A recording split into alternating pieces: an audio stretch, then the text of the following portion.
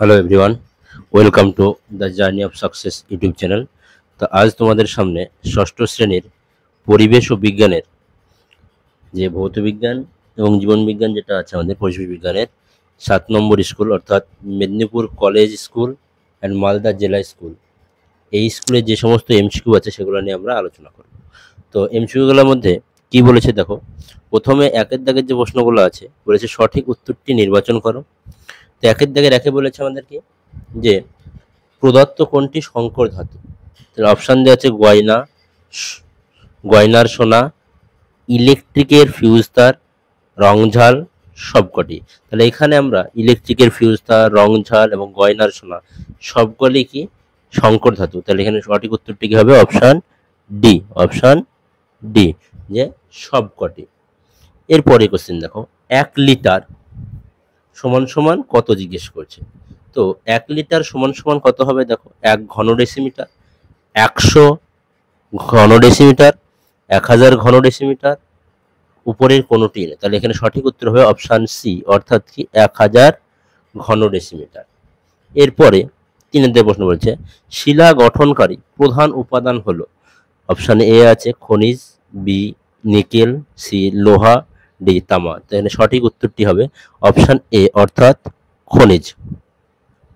এরপরে 4 দাগে খাদ্য পিরামিডের শীর্ষে থাকে গৌণ খাদক, প্রাথমিক খাদক, উৎপাদক, প্রগৌণ খাদক।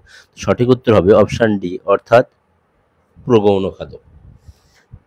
5 দাগের প্রশ্নে কি বলেছে দেখো, বায়ু কেবলমাত্র নিচের দিকে চাপ দেই, পাশের দিকে চাপ দেই, উপরের দিকে চাপ দেই, সব দিকেই চাপ দিই। তাহলে এখানে সঠিক উত্তর হবে অপশান ডি, অর্থাৎ সব দিকেই চাপ দেই, কারণ বায়ুর চাপ থাকে কি সব দিকে।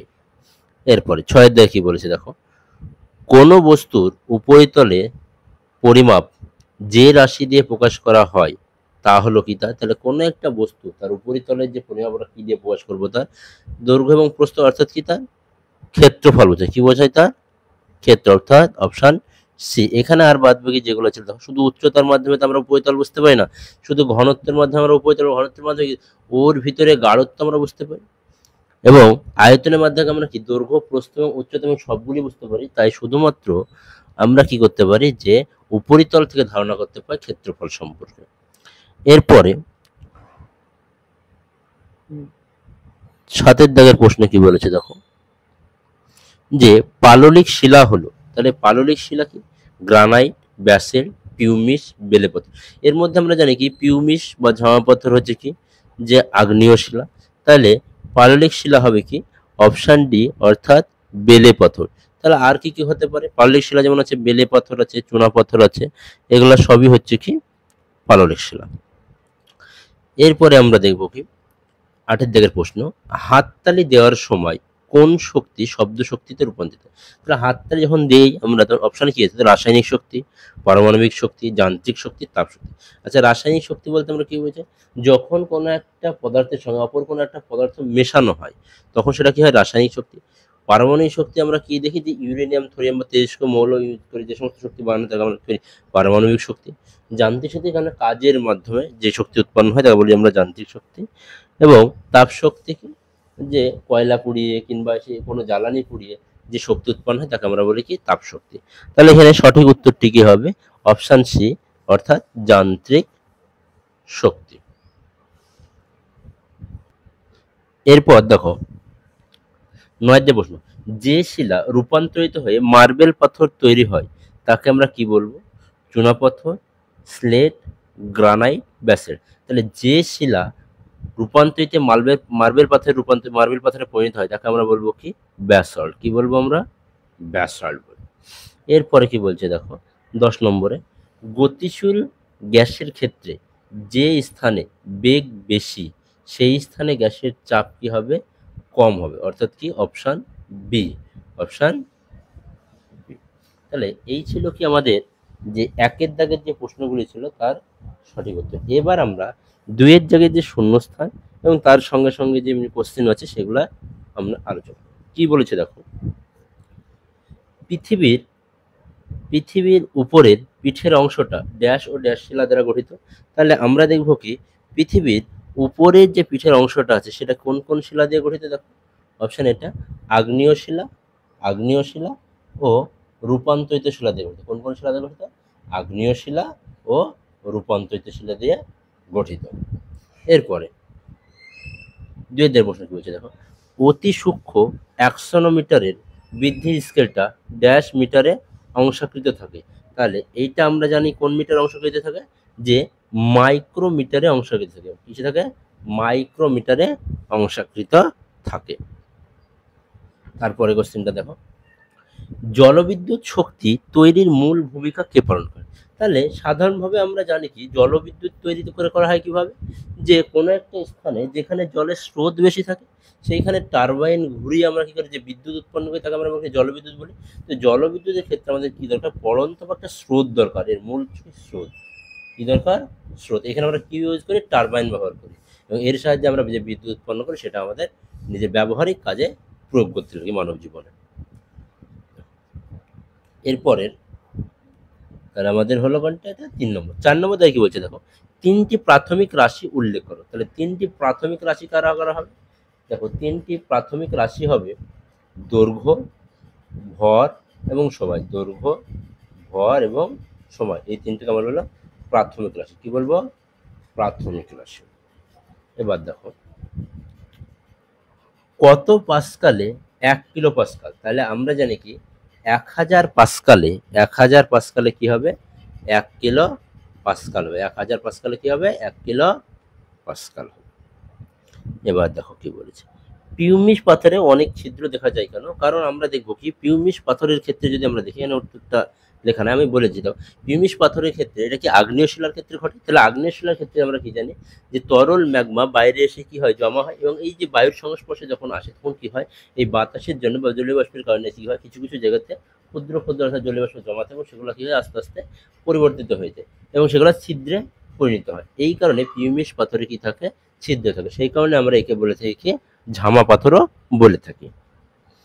তাহলে তারপরেরটা কি বলছে এবার আমরা দেখবো। দেখো উদ্ভিদের বৃদ্ধি পরিমাপ করার জন্য কোন যন্ত্র ব্যবহার করি? তাহলে উদ্ভিদের বৃদ্ধি পরিমাপ করার আমরা জন্য জানি কি জানি? আমরা 100 ন্যানোমিটার ব্যবহার করি। কি ব্যবহার করে থাকি আমরা? 100 ন্যানোমিটার ব্যবহার করে থাকি। এরপরে কি বলেছে দেখো, খাদ্য শৃঙ্খলে ফাঁকা জায়গাটি পূরণ করো। ধান, ইঁদুর, তারপর ফাঁকা আছে, তারপর বাজবে। তাহলে আমরা দেখবো কি যে ফাঁকা স্থানে কে বসবে? অর্থাৎ কি ধানকে কে খায়? ইঁদুর খায়। ইঁদুরকে কে খায়? সাপে খায়। ইঁদুরকে খায়? সাপে খায়। সাপকে আবার কে খায়? বাজ পাখিতে খায়। এরপরে 9 নম্বরে কি বলেছে দেখো, দুটি কাগজের মধ্যে ফু দিলে কাগজ দুটো জড়ো লেগে যায় কোন নীতির জন্য?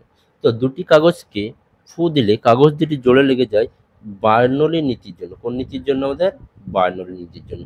তাহলে এই যে উত্তরগুলো আছে তোমরা একবার ভালো করে দেখে নাও, যদি কারো কোথাও অসুবিধা থাকে একবার দেখে নাও, আর এগুলো তোমরা পজ করে খাতায় লিখে নিতেও পারো। দেখো এরপরে আমরা যেহেতু এমসিকিউ আলোচনা করব, এরপরে আমরা দেখো যে জীবন বিজ্ঞান পাঠের যেগুলো আছে সেগুলো নিয়ে আমরা আলোচনা করবো। জীবন বিজ্ঞানে কি বলছে দেখো, সঠিক উত্তরটি নির্বাচন করো যে কোনো দুটি। 1-2 প্রশ্ন বলেছে, হৃৎপিণ্ড থেকে যে নলের মধ্যে রক্ত সারা দেহে ছড়িয়ে পড়ে তার নাম শিরা, ধমনী, রক্তজালক, পেসমেকার। তো এর মধ্যে সঠিক নামটি হবে অপশন বি, অর্থাৎ কি ধমনী। অপশন বি কি বললাম আমরা? ধমনী।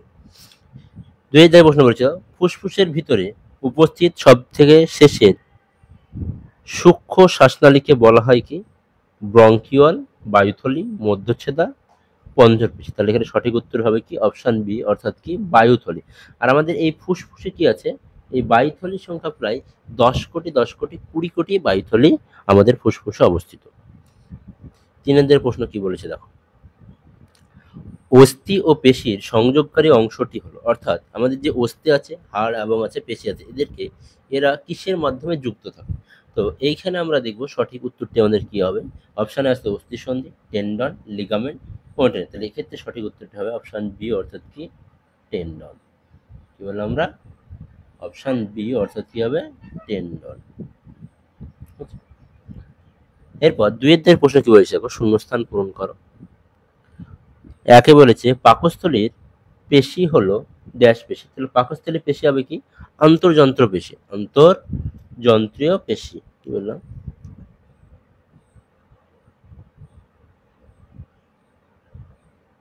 যন্ত্রীয় পেশি। আর ঠোঁটে ঘা বা জিভে ঘা হয়, এটা কিসের অভাবে? এটা ভিটামিন বি এর অভাবে। তাহলে ভিটামিন ভিটামিন বি এর অভাবে কি হয়ে থাকে? ঠোঁটে ঘা বা জিভে ঘা হয়ে থাকে। বা তোমরা এখান থেকে দেখে নিতে পারো যে ঠোঁটে ঘা হয় কিসের জন্য হয়? ভিটামিন বি এর কারণে হয়ে থাকে, ভিটামিন বি এর কারণে হয়। এবং পেশির ওটা কিসে? আন্তর্যন্ত্র, পেশিটা কি আন্তর্যন্ত্র। তো এইগুলো ছিল কি আমাদের 7 নম্বর স্কুলের যে একের দাগের যে সমস্ত কোশ্চেনগুলি ছিল। এরপরে আমরা কি করব, আস্তে আস্তে এর যে বড় কোশ্চেনগুলো যেগুলো আছে সেগুলো নিয়ে আমরা কি করব, আলোচনা করব। এর মধ্যে কিছু কিছু জিনিস তোমরা যেমন জানো, যেমন যে এসআই পদ্ধতিতে চাপের একক কি, তাহলে এসআই পদ্ধতিতে চাপেরও আমরা কি জানি? পাস্কাল জানি। এই সমস্ত জিনিসগুলো আছে। আমাদের পাললিক শিলা কি, লাভা কি, পাললিক শিলার স্তর কি। আর এই ধরনের যে কোশ্চেন যেগুলো আছে এগুলো আমাদের পরীক্ষায় আসার প্রবণতা খুবই বেশি। আমরা যদি রাইমার্টিনের সমস্ত পার্ট একে একে শেষ করে থাকি তাহলে অবশ্যই আমাদের পরীক্ষায় রেজাল্ট ভালো হবে। কারণ সারা বছর আমরা পড়ে থাকি কিসের জন্য? আমাদের রেজাল্ট ভালোর জন্যই পড়ে থাকি। তো আশা করছি ভিডিওটি তোমাদের খুব হেল্পফুল হবে, এবং এই ধরনের ভিডিও পেতে অবশ্যই আমার চ্যানেলটিকে লাইক, শেয়ার এবং সাবস্ক্রাইব করতে ভুলবে না।